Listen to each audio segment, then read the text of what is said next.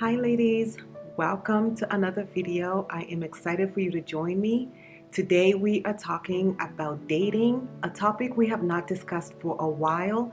So I thought we could get back into this and just talk about it, because there's some of you out there that are in the dating scene, and I do want to be sure that we are discussing this because your femininity comes into play while you are dating, and it will work for you when you are fully in your feminine energy, and you will attract healthy masculine men because you are in your feminine energy and you are coming from a healed version of you as well.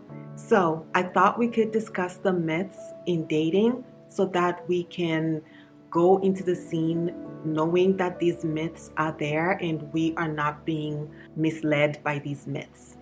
I have a few that we will discuss. I will add a few clips at the end of the video so you can listen to them at your own time, but they will emphasize the points that we discuss in here, and these two videos that I'll add will be helpful for this topic.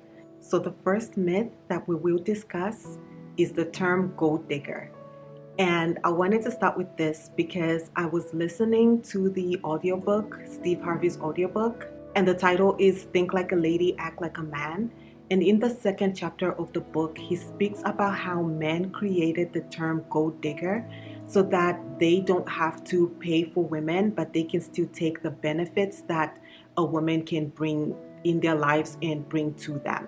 And that broke my heart to hear that, because it has caused so much confusion in dating, in where women are feeling the need to provide for themselves. They're acting like they don't need a man in their lives, and then women are even worse, paying for a man, and a man is getting all of these benefits, and it's all because women don't want to be called a gold digger, and we are allowing men to get away with not providing for women. I do want to make it clear that when I'm speaking of dating, that is in your mind, that we're not talking about physical intimacy, but rather the process of spending time with somebody, engaging in fun activities, going out to a movie, going out to a picnic, going on a drive, just fun activities in which you get to know a person and you get to see how a person behaves in different settings, so you can truly understand this person and if this person is aligned with you,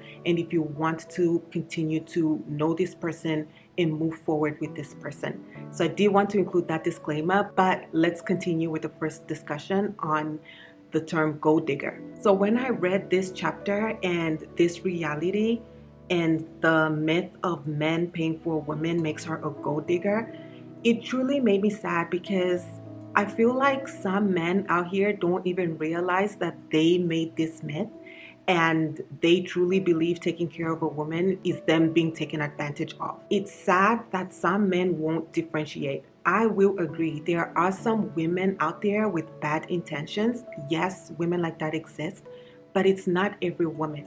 If you are going to call a woman and ask her out and spend time with her, the least you could do is pay for her. And in this particular chapter, Steve is talking about how a man feels like a man when he provides for his woman. That means when he's paying for you and taking care of you, he is in his healthy masculine. He is thriving in it. And that is true with women. When we are receiving, we are truly in our femininity. We are enjoying being in our femininity when we receive. So when a woman is giving and paying for the man, she's leading the relationship in that way. The roles are switched, and that's kind of what adds to the confusion and I would say the pain of dating, because then the man starts feeling like, well, she can't take care of herself. She doesn't need me. What am I doing here?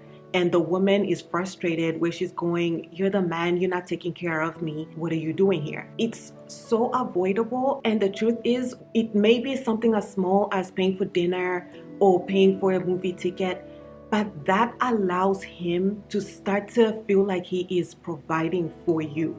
As the relationship grows and progresses, he will take care of you in bigger ways.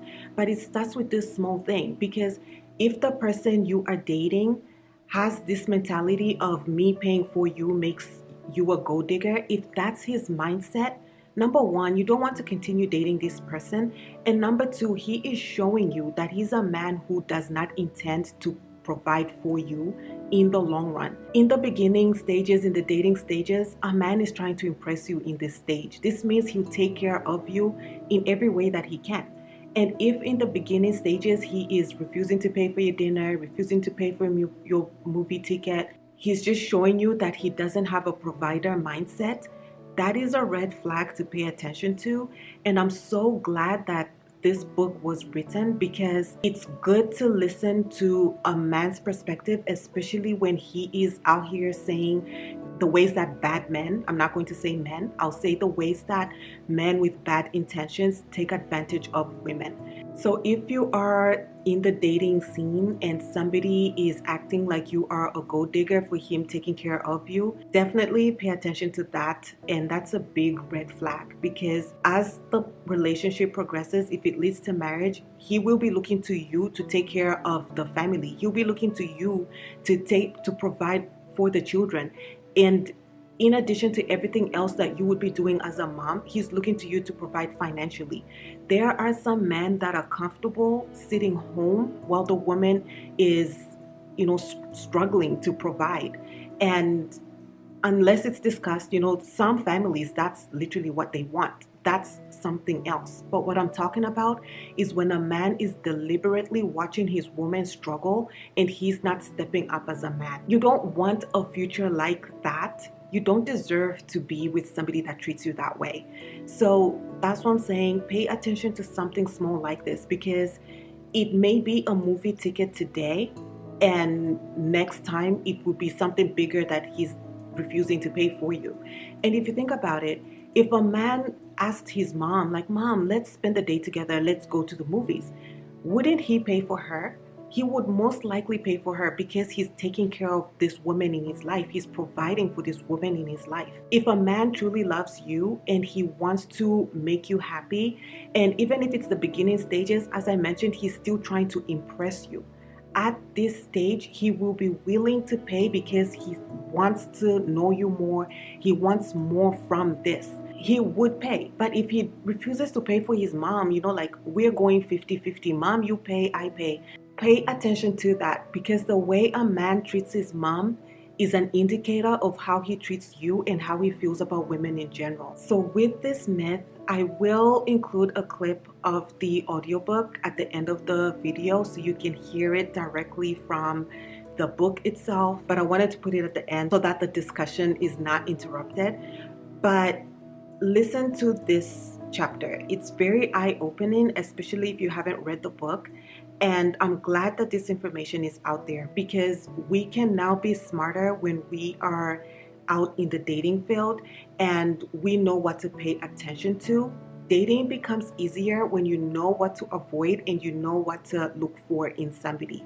And someone who is treating you like a gold digger, when you are just here excited to know him, excited to see where this relationship goes, and just spending quality time with somebody, and they're treating you in the ways of your gold digger, or I don't provide for women, I believe in 50-50, that's something to pay attention to. Because as Steve says in the book, a man will feel like a man in your presence if you allow him to provide for you. He has to feel like a man in your presence, and that's when the relationship will be healthy, because that balance between masculinity and femininity will be there. If you are stepping up as a man and providing and taking that role from him, it throws off the balance, it causes problems, it causes confusion. And when a man does not feel like a man in your presence, that relationship is doomed to fail. So be sure that you're allowing him to be your hero, no matter how small the thing is. If it's killing a bug for you, ask him to do it. He will do it and feel like a hero that he saved you from that bug. If it's buying your movie ticket, paying for your dinner, let him do that, because that is him being in his masculine element of taking care of you at this level of dating where you are. When you are his wife, he will take care of you and provide for you at the level that it makes sense, because at that point, he is your husband. he will provide for you. But at this stage, it starts small and it grows. Allow him to pay for your ticket, allow him to open doors for you, allow him to be a man. I really love the saying, he buys a house, I make it a home. He buys the groceries, I make the meal. Because that saying symbolizes how when roles are clearly defined, there is harmony, there is peace, and things work. So when we know that a man is supposed to provide, and if he is not providing, there is a problem, pay attention to that, because you want harmony. Roles where it's obvious that I can be a woman and be in my femininity and feel secure that you are the man that will do what you're supposed to do as a man.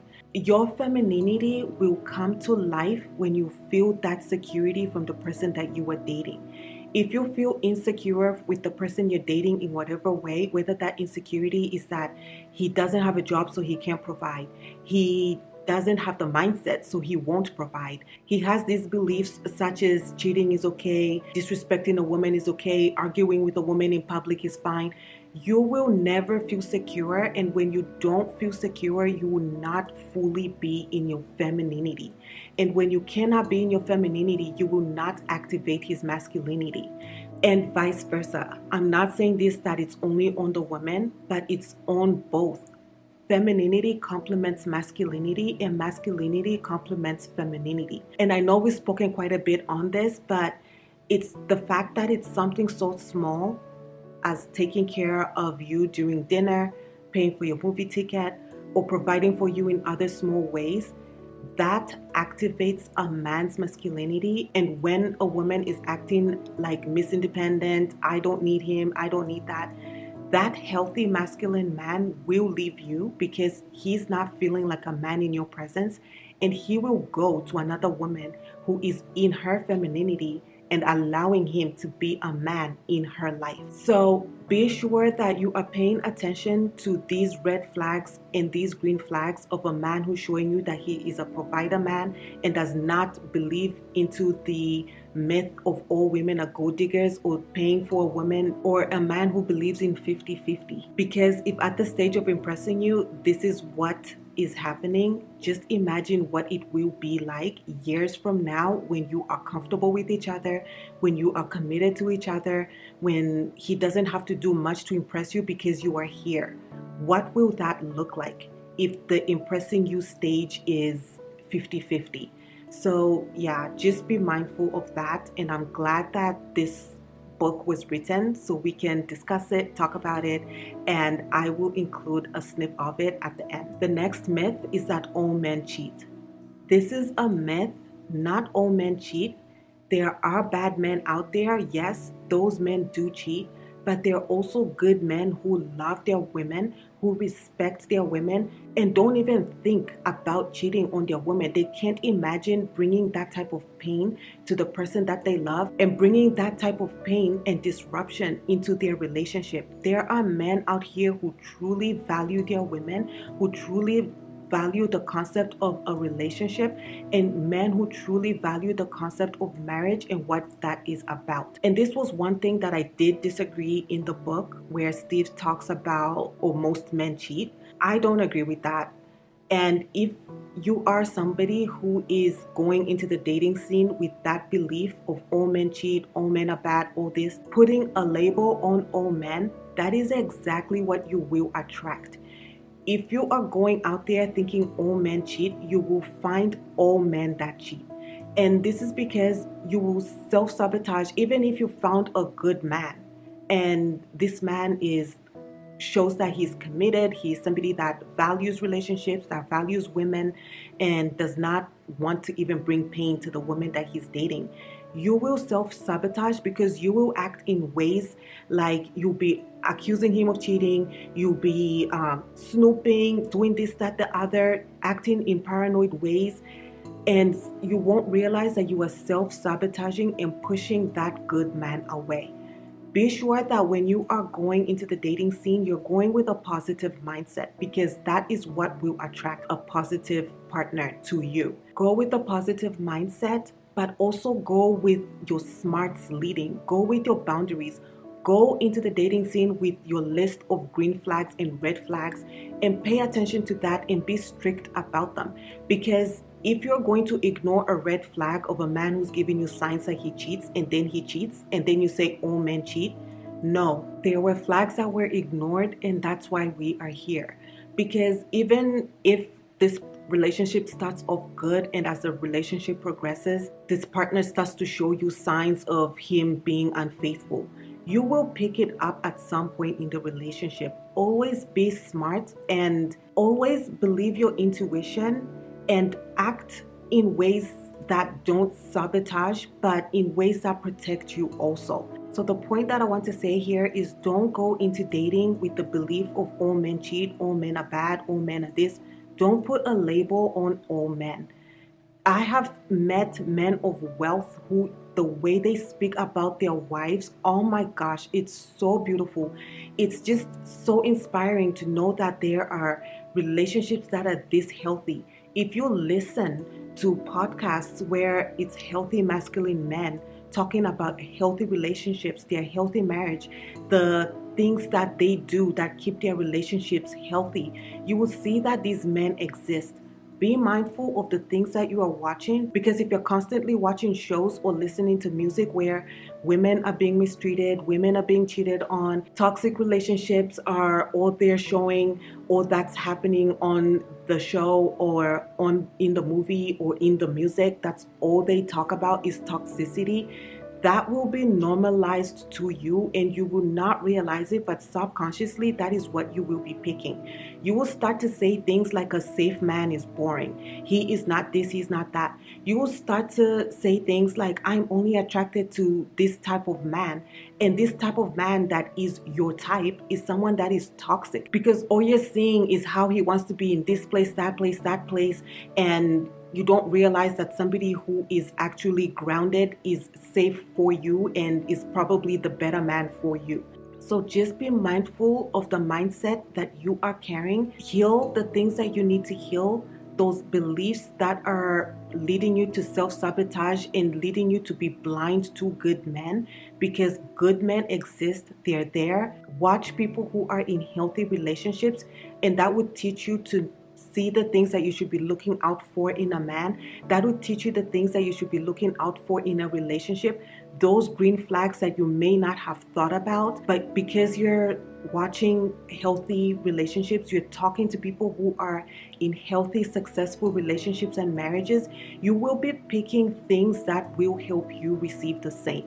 Whereas if you're talking to somebody that is toxic, it's a matter of time before you are attracting toxicity, because that is what is normal to you. So be mindful of that. Be mindful of your mindset. Heal and remove the negative things that don't serve you and that will never serve you.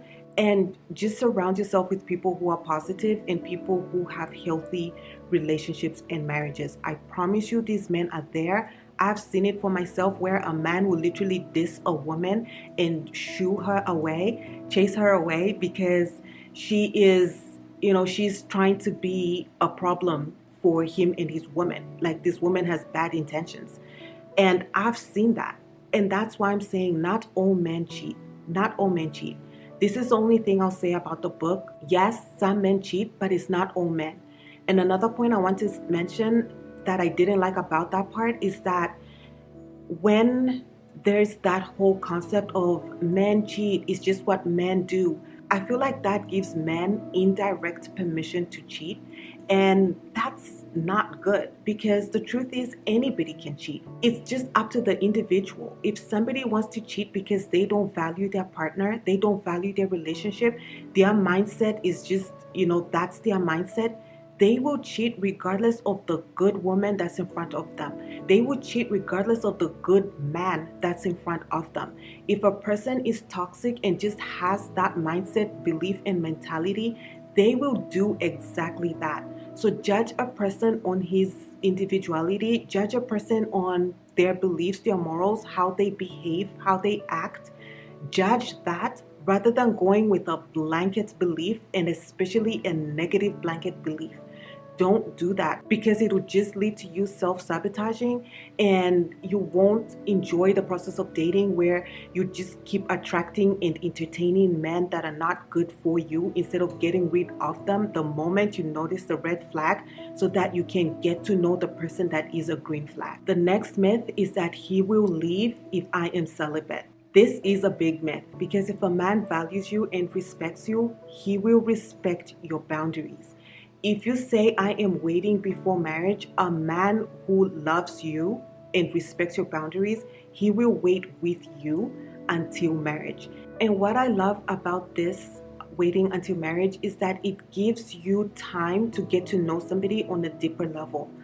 Intimacy, physical intimacy, it brings so many blinders on. When you are physically intimate with someone, there's a part of you that feels like you've given this precious gift, and it's so much harder to end that when things end or when things go bad. It's so much easier for you to ignore red flags because of this thing. Like, as women, I think we fall harder when we are physically intimate with somebody, and that's why we ignore red flags.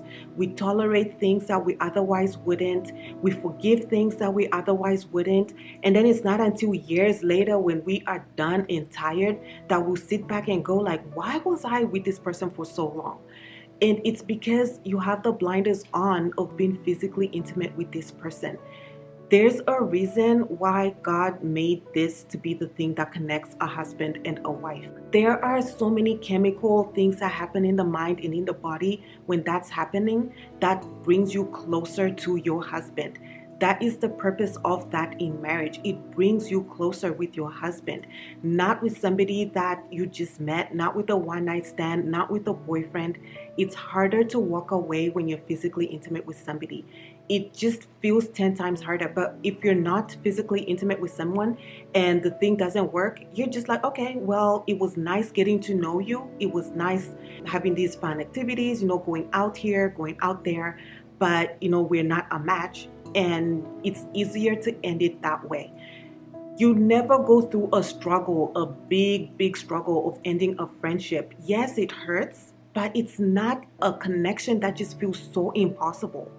But with a boyfriend that you're physically intimate with, that ending that connection, it feels so much more painful than it needs to be. And it's because of this thing that's in there. So protect yourself. And if that's not your belief, hold out as long as you can. Because the thing is, there are some men out here who have bad intentions, and that's all they want from you. And the longer you wait, those men will self-eliminate, because they will go to the next woman that is free and just giving it freely. Whereas if you are being self-controlled and you are wanting to know them longer before you do that, it will allow you time to know if this is someone you even want to do that with.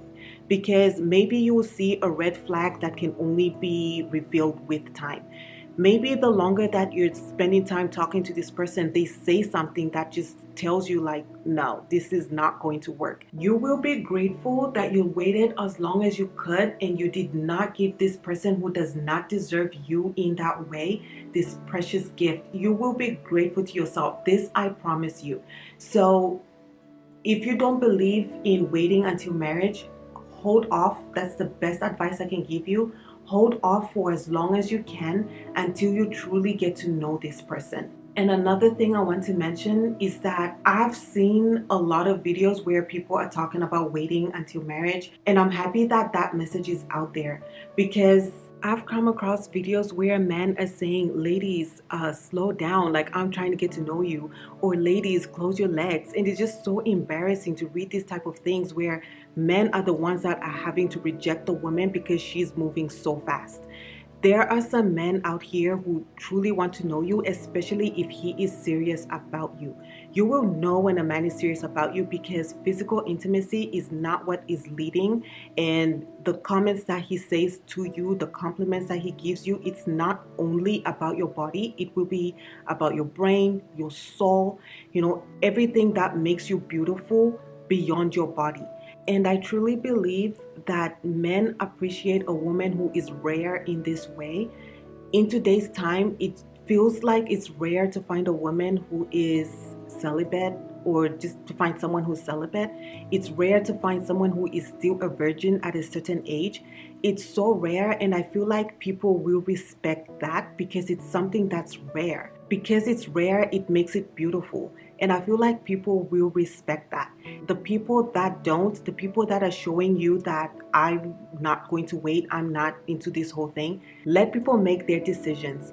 They will never know what they're missing out on, and they are on their own mission and agenda. You stick to yours, which is protecting yourself and selecting the right partner that is perfectly aligned to you. And the right partner who is aligned to you will wait with you because he is enjoying the process of getting to know you in every other way beyond your body. The next myth is I shouldn't walk away because he appreciates loyalty. Loyalty is a beautiful thing, and I will always encourage that. But with this myth, what I'm speaking about is loyalty to the point that you become a doormat, loyalty to the point that this person in your life is getting away with things that don't make sense. He is disrespectful to you and the relationship, and you are in the mindset and the belief of, I still have to stay because if I'm loyal, if I show him I'm loyal, he'll change eventually.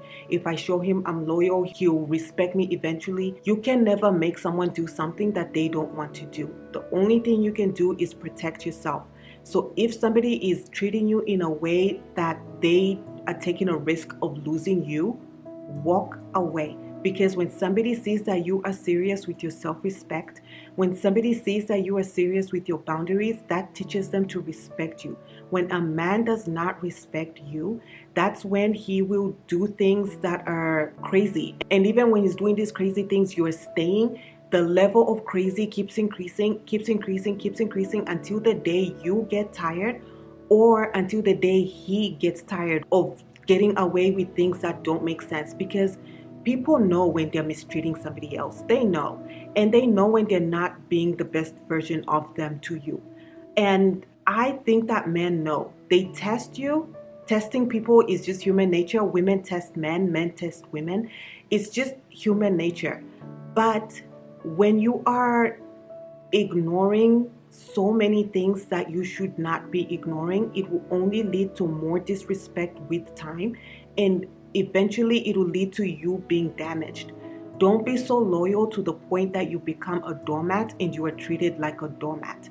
It will never serve you. And the truth is, if you walking away leads to the end of the relationship, that's for the better, because you are better off having your dignity. You are better off having your respect. You are better off feeling good about yourself rather than holding on to something that is toxic and affecting you negatively because you don't want to let this man go.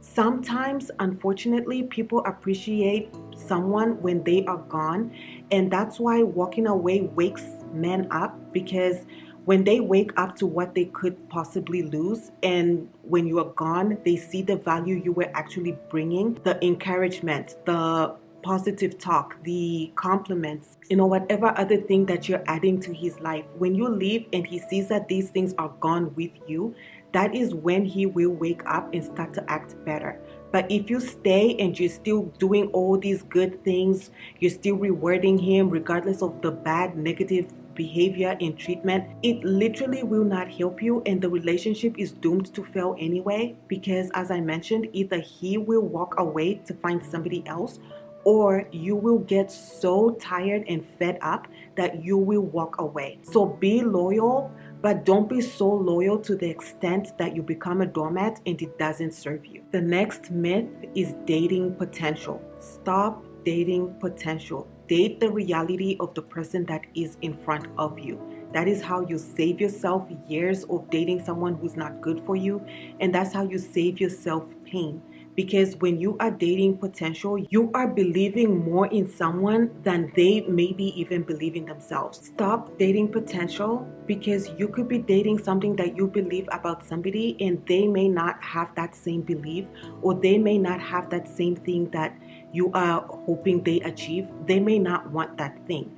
So stop believing in potential. If you're dating somebody and he is telling you how he wants to achieve this, he plans to do that, he wants to be at this point in his career, look at what he is doing instead of only believing his words. If he is telling you that he wants to climb the ladder and be at this position in his job, what is he doing? Is he in school? Is he taking certifications?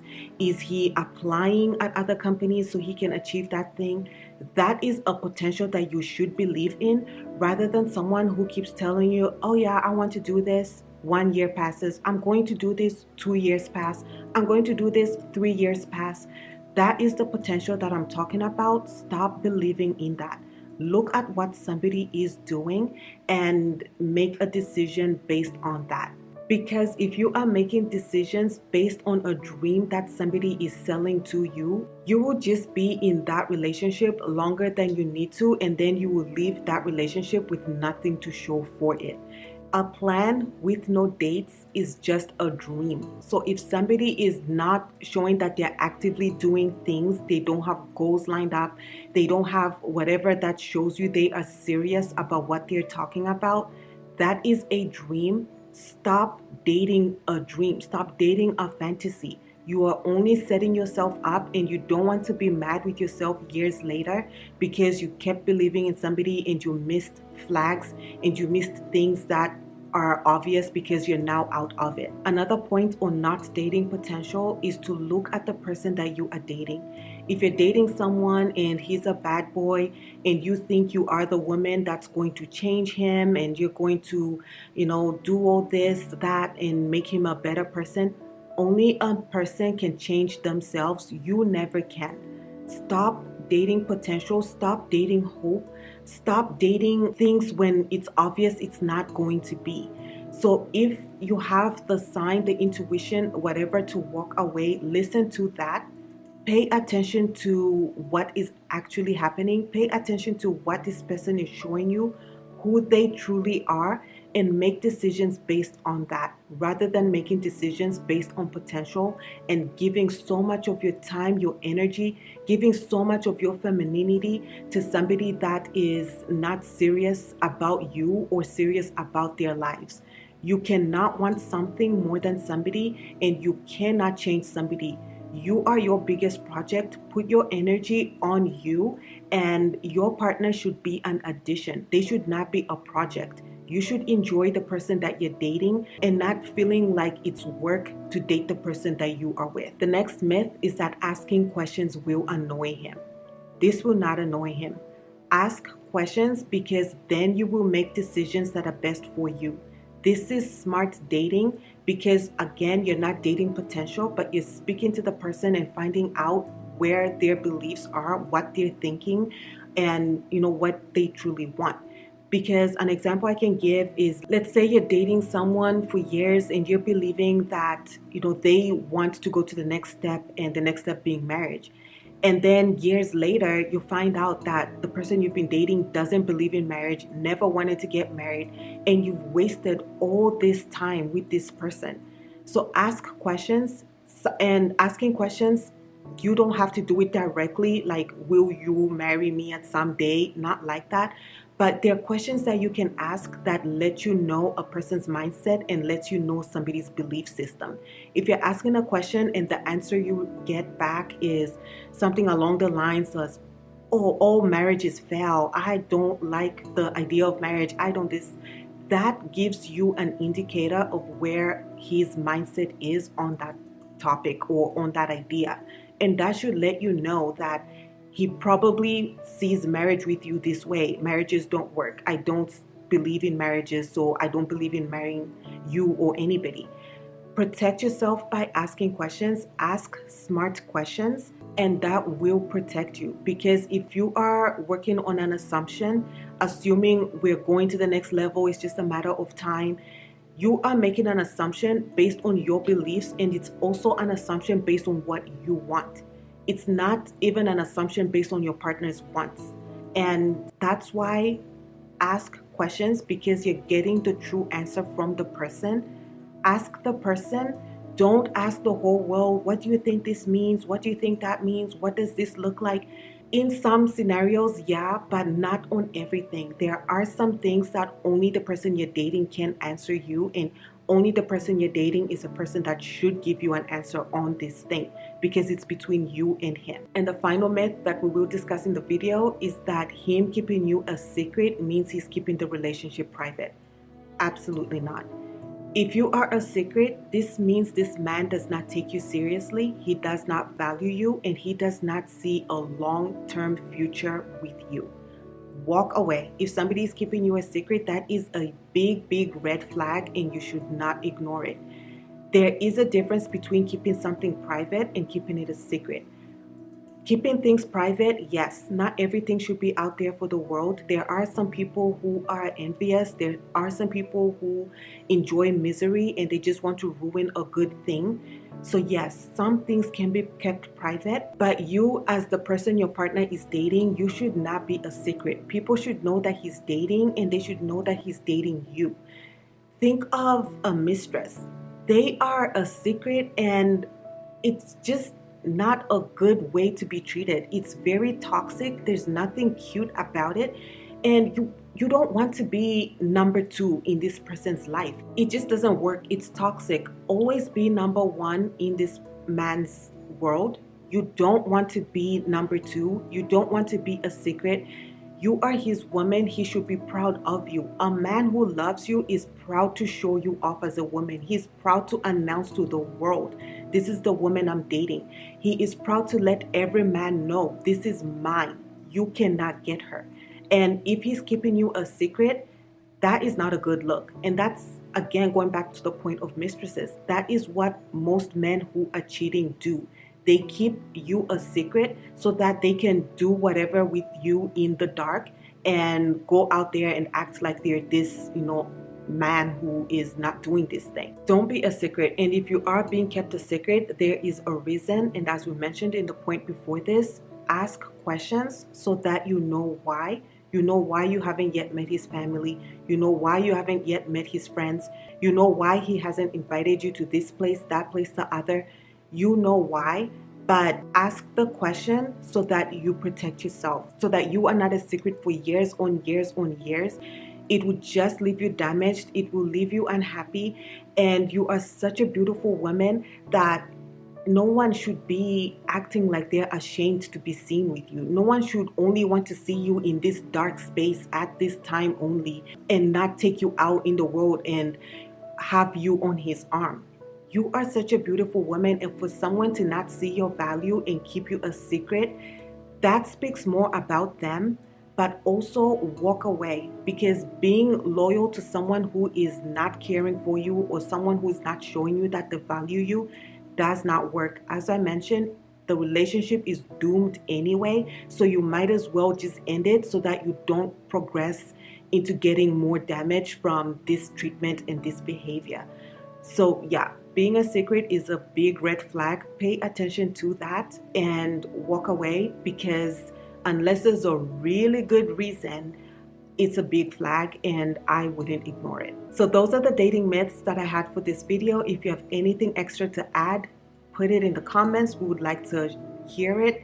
Sharing is caring.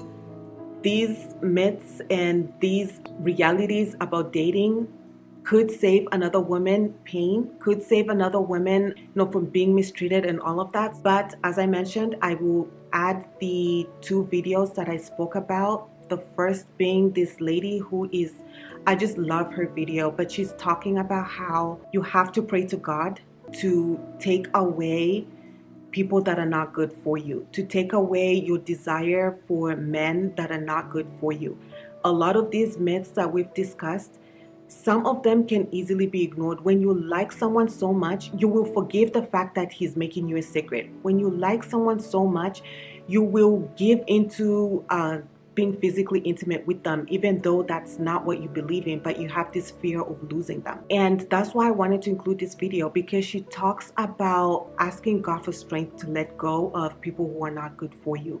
And honestly, God will answer that prayer. As I mentioned, some people will say things like, this is my type, I only date this type. This video is speaking about that. Don't get stuck on wanting something and continuing to date a certain type of man who has shown you don't value you or will never respect you. Ask God to help you open your eyes to see that safe, secure man, and you don't feel bored with that security. You don't feel uncomfortable with that security, because some people will self sabotage a good thing. So, listen to that video. I thought of summarizing it, but she said it so perfectly, and I just want you to hear it directly from her. And then, of course, the second video I'll add is the audio from the Steve Harvey book, Think Like a Man, Act Like a Lady. And this is from the second chapter of the book, in which he talks about gold digging being a myth. And yeah, I hope you enjoyed this video, and I will see you in the next one. You go from being broken to being healed. There is this line, right? There's this line of history of all the things that I used to be, all the bad habits that I used to have, all the abandonment issues, all the brokenness, all the childhood trauma, all the rejection, all of it. There's a line, right? There's all my history and all the men that I used to attract, all the men I asked God to deliver me from, all the abusive and narcissistic and cheating and lying and scheming men that I asked to be delivered from. I had to ask God, make me invisible to anything that is not like you. Make me unattractive. Make me stink to these men so that they do not come to me anymore, because I don't want them. Not only that, I started to notice, gosh, I became invisible, right, to so many men, because a lot of men are not in the will of God. So once God delivered them from being attracted to me, not only did he have to deliver them from being attracted to me, he had to deliver me from being attracted to them, because I don't think I ever took time to ask God, take away my desire, my appetite, my enthusiasm for men that reject me, abuse me, treat me like shit, make me have to prove myself and win love from them. I had to be delivered from that too, because it was all that I ever knew.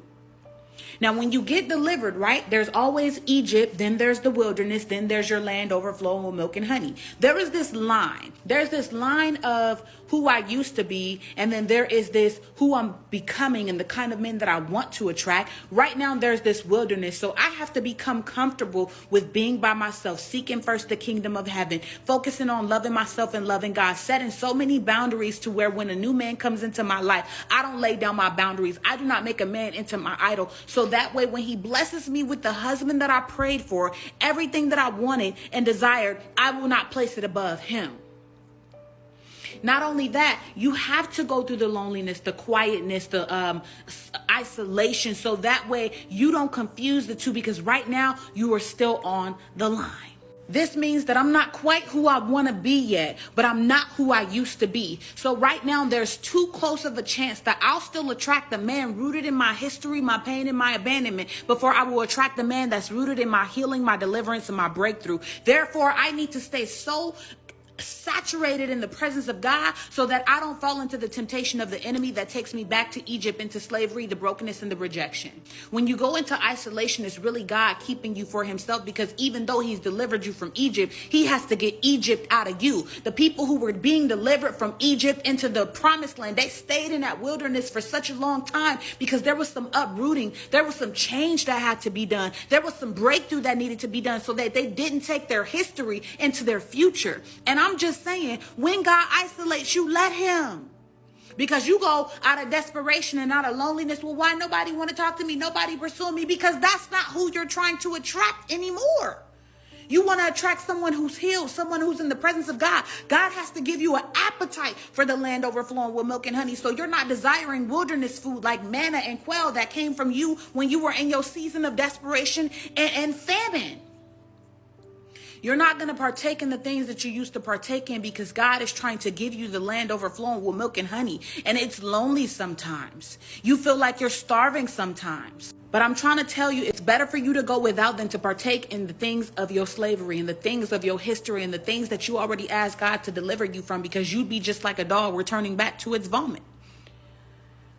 So when it's all said and done, if God has got you isolated, you are in your season of quietness and stillness, nobody's pursuing you and dating you, perhaps he's trying to get you to cross over into your land overflowing with milk and honey, because the people of your history didn't do anything for you but abuse you, reject you, abandon you, and make you look a fool. And you got to be okay with being by yourself, even when it get quiet, even when you get horny, even when you get lonely, even when you feel afraid and you feel like you just want some company. You got to lean into that.